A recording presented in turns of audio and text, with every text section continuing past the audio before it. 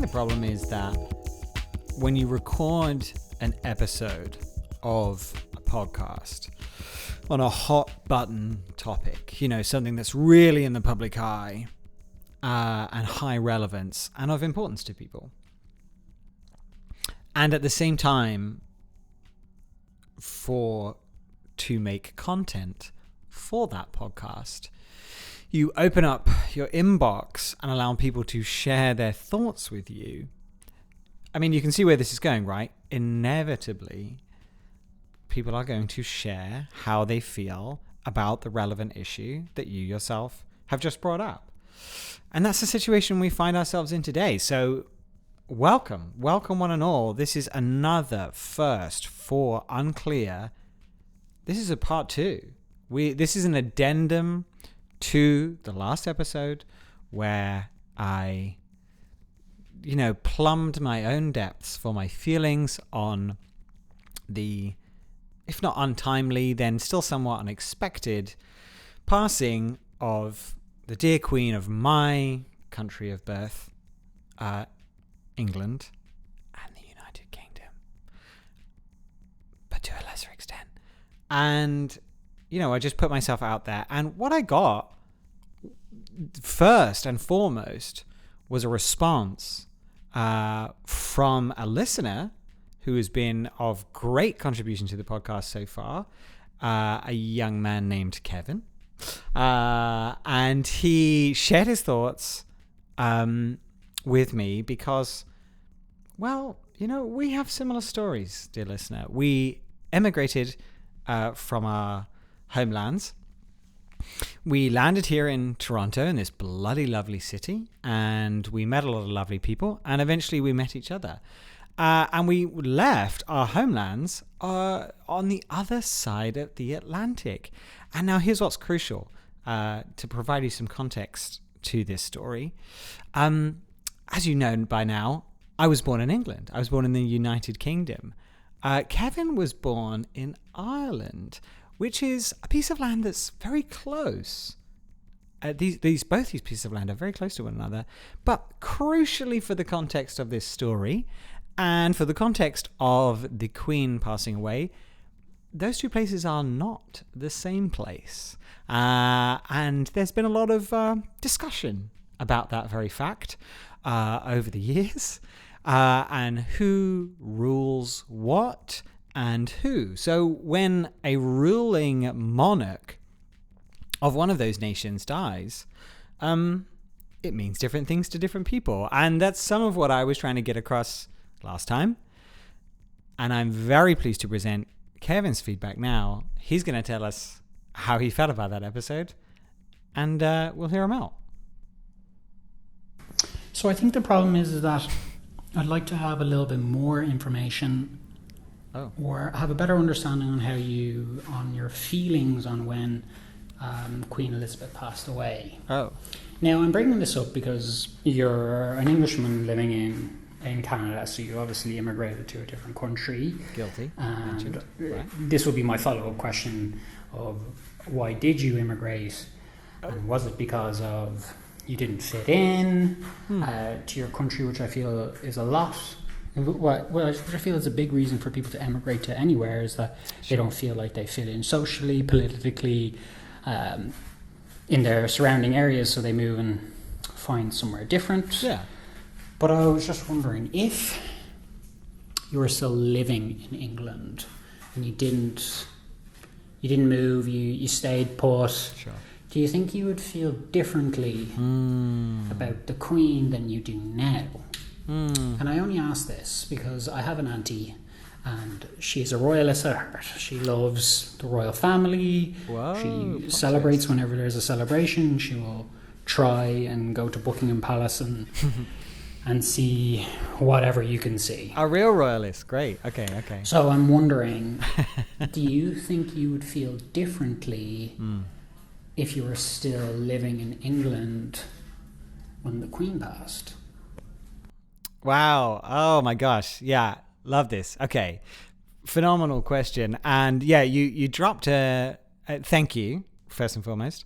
But yeah, Kev, you dropped a massive question there in the middle, like, oh, wow, why did you move or whatever. That, yeah, we can get into, we'll get into on another episode. I'll dedicate time to that. And I really, really appreciate the question, because some behind the scenes context for you here, listeners. Kev and I have shared some of our emigration stories. So I wonder if he's just provoking me to share it with the wider world. But no, it's such a good question. And I'm utterly fascinated by your auntie who is a royalist and the emotions she's going through at the moment, because they must be quite extreme. I myself have been to Buckingham Palace once, and intentionally. It's in London, so one passes by it.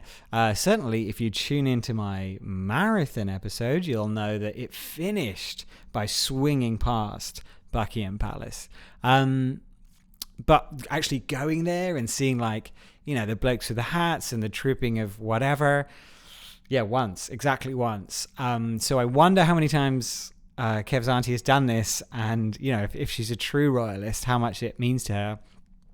And it must mean a lot now that they're passing and there's all this ceremony going on. And I guess that's what I feel when I hear this question, because when I came into the episode last week, I just wanted to say how I feel, and I am having a complex reaction to it because I have been a staunch anti-monarchist for a decent part of my sort of conscious post-adolescent life, which I alluded to. I just feel like it is such a taxpayer black hole and an outdated institution, but I understand its sort of cultural value. And then what's happening in this moment is that I'm just feeling a lot of sympathy, empathy. I never remember which way those words work, but I am putting myself in the shoes of any member of Lizzie's family, and I mean, the actual people that are in her family, the very close people, and how they're feeling. And it's very just, a tragic moment to think of them as just human beings experiencing life and death just like the rest of us. So I'm sort of battling with those things of seeing them as something iconic and symbolic and larger than, but also trying to see them as just human beings. And so I'm sort of caught in that, and I think that's what I was talking about last time around. And of course, since then, the funeral proceedings have continued massively, right? And now we've all seen scenes of, she's laying in state here, and then she's traveling there, and the family are walking behind, and all this kind of stuff. And I get those notifications as sometimes the BBC News, right, will ping me, or maybe I'm in a car and I hear it on the radio or something like that. It's very almost easy to avoid in that sense. I know it's happening, obviously, but I'm not totally immersed in it.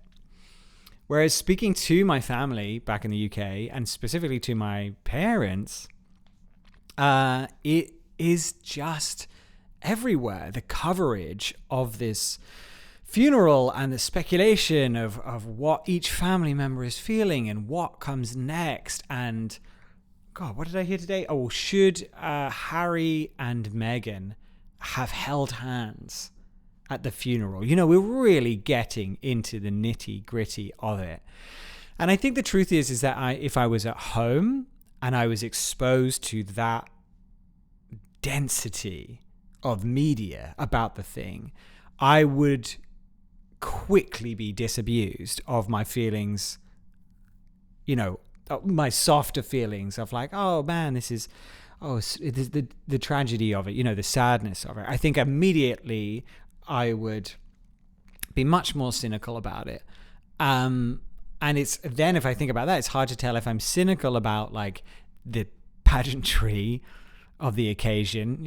Maybe that's the wrong word, but there is a lot of ceremony and there is a lot of bloody horses and guys in red coats and big hats. You know what I mean? It's still just as like ornate and over the top as any other day in, monarchy focused England. But now here it is like in a 24-hour news format.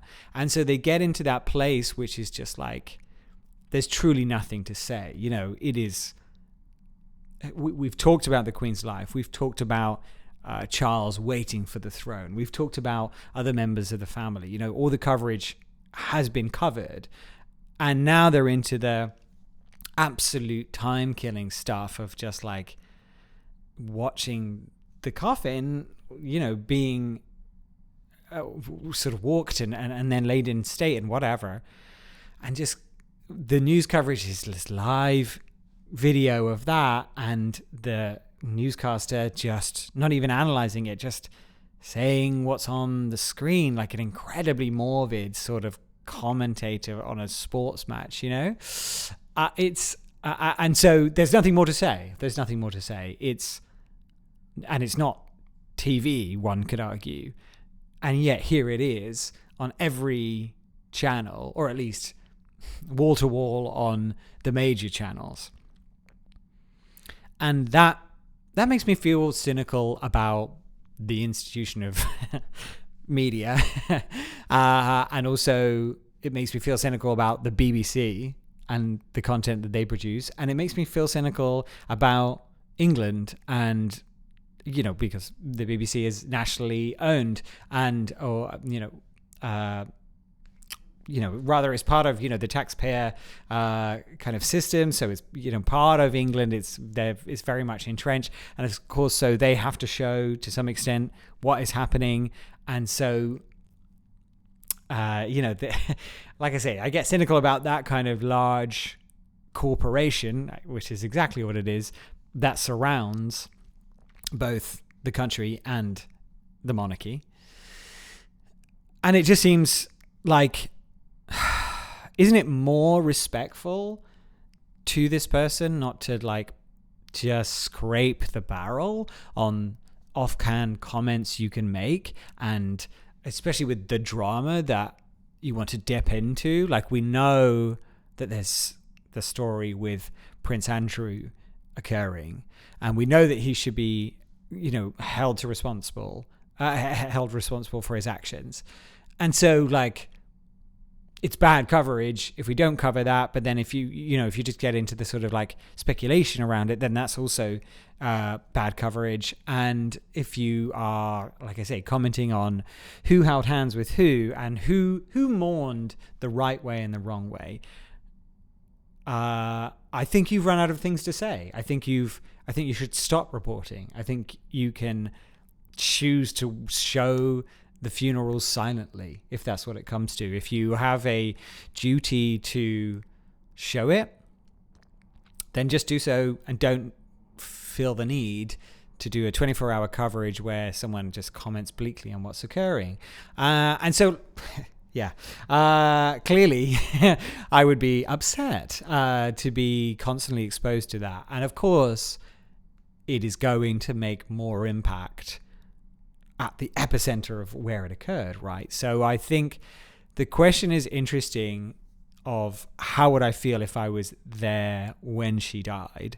I think I would, like I say, much more quickly move to, I'm done with this.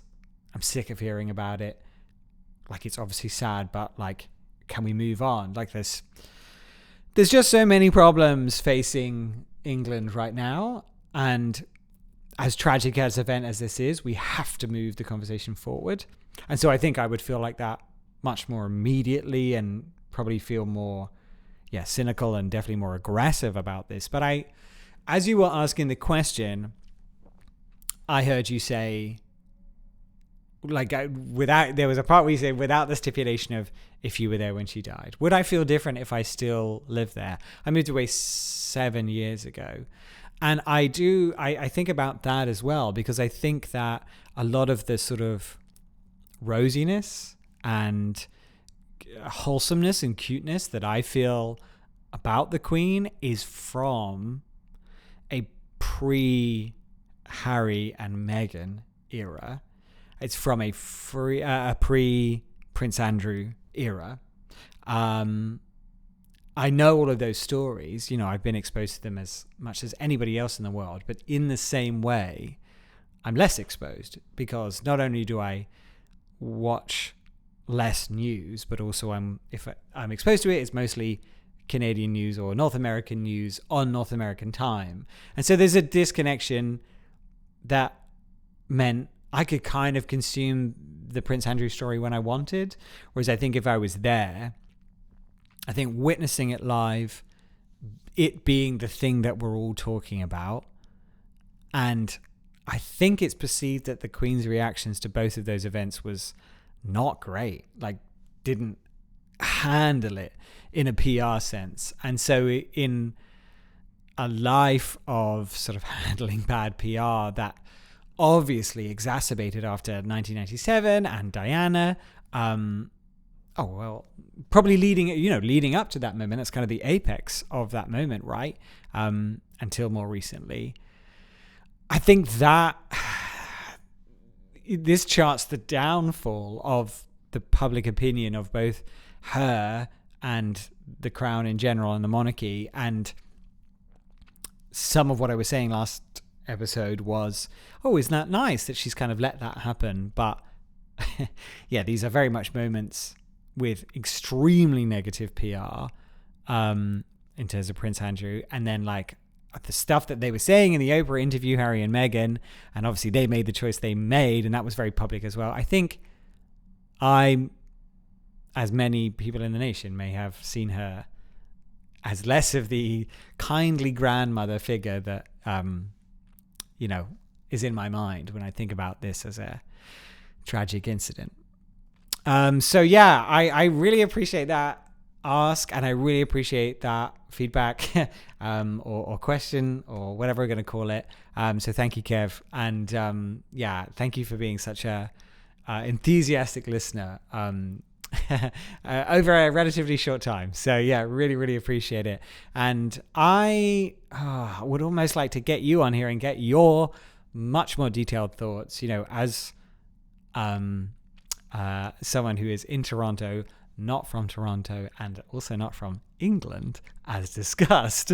I would be very interested in how you feel. And then we'll get your auntie on. We'll talk to her as well. How does that sound?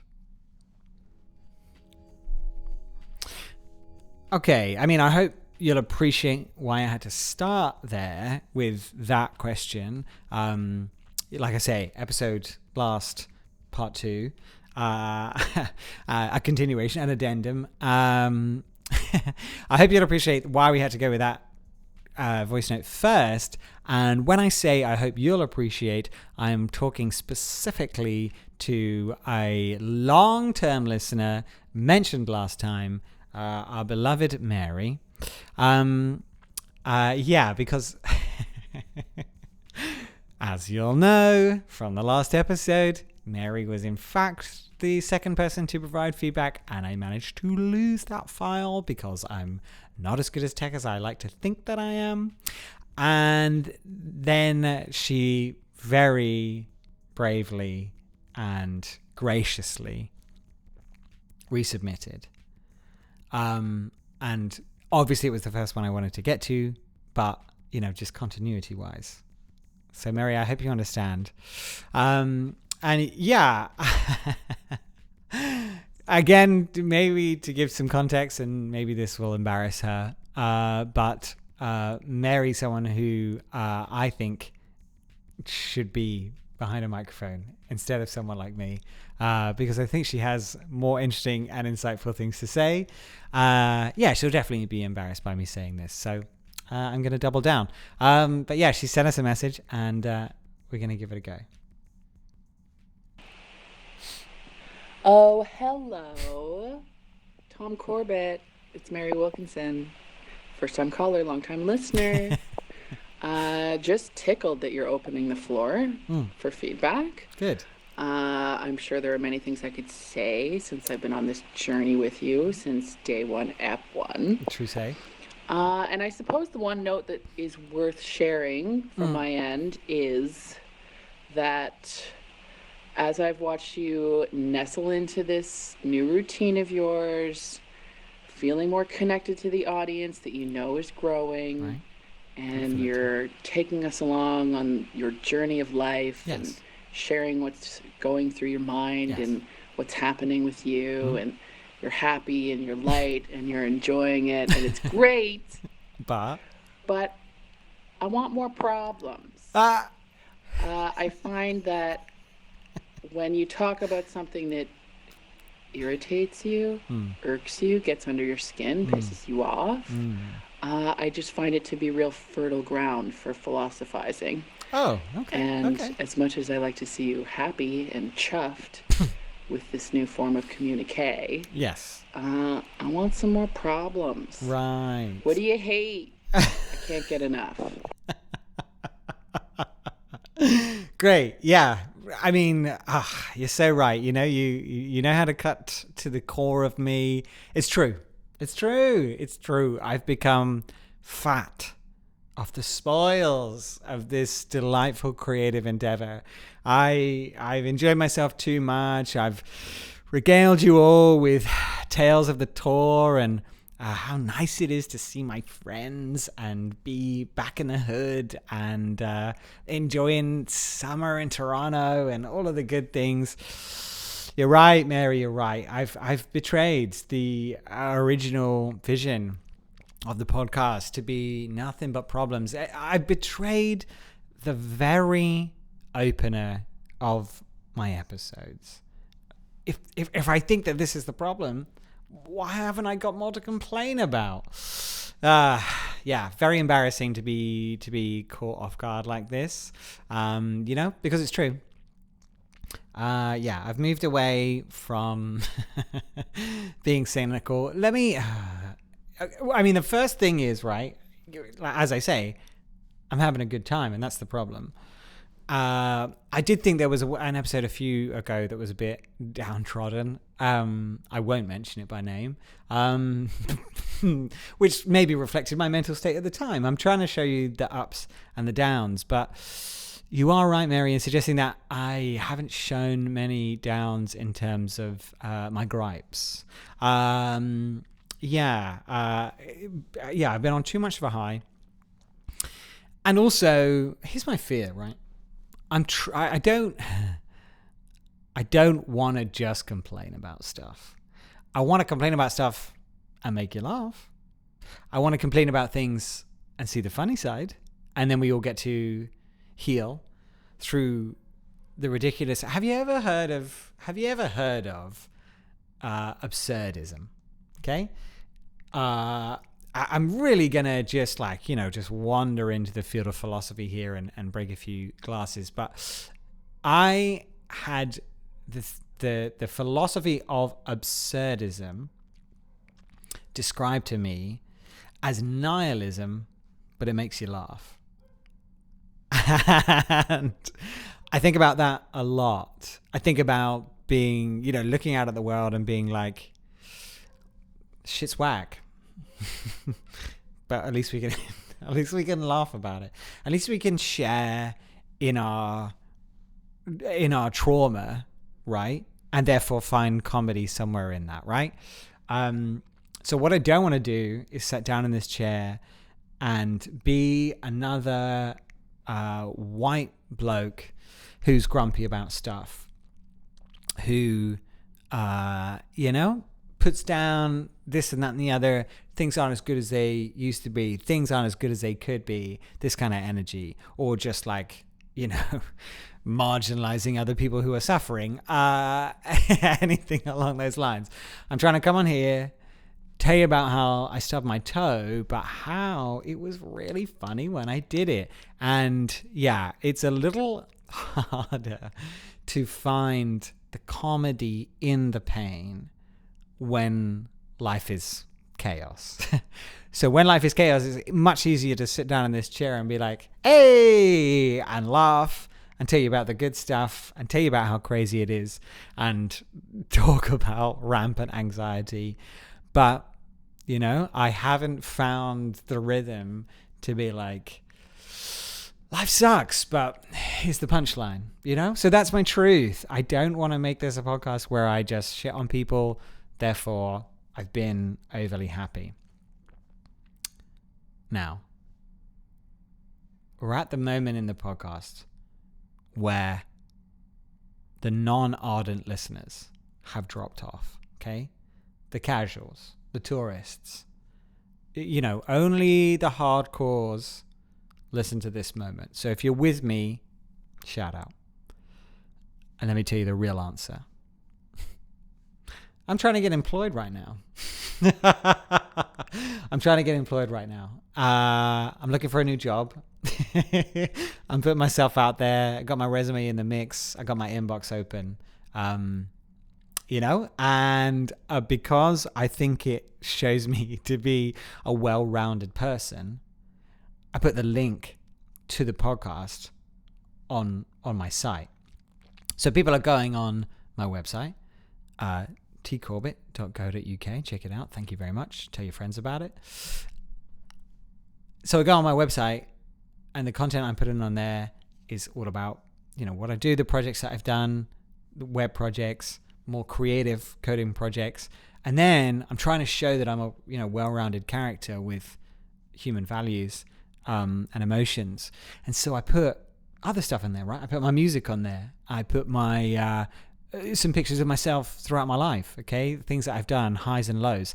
And now, crucially, to really round it off and you know, improve that SEO, I've got the podcast link on there. So let me tell you the truth. Mary, this is for you and everybody else who's hardcore and still listening. I have a bunch of things that I want to say about how much the creative industry, specifically the relationship between project managers, clients, designers, and my kind, developers, just specifically how much that is ridiculous and it sucks. And every person in that relationship is worse than the last. I have so much I want to say about that. And I don't want it to be the most recent episode that I record, and therefore that a future employer stumbles across, therefore ending my chances at getting a job. That's it. I'm bearing my soul here. Okay, this is real talk. This is me to you. I'm trying to get a job, so I'm keeping it light on the criticism of my own industry, and that's the only thing I really want to talk about, complain about, and be funny about. That's it. So thank you for the question, and thank you everyone who's contacted so far. You can see by the smile on my face, okay? This means a lot to me. I really care about it. It really makes me feel good. So, goddamn, keep them coming in. Let's keep this thing going. You know, maybe then I'll be a bit more off the cuff, and I can be as mean and as grumpy as you like, and you'll get to see maybe the real me. You know, and all it takes is prompting me with a voice note. So until next time, thanks very much.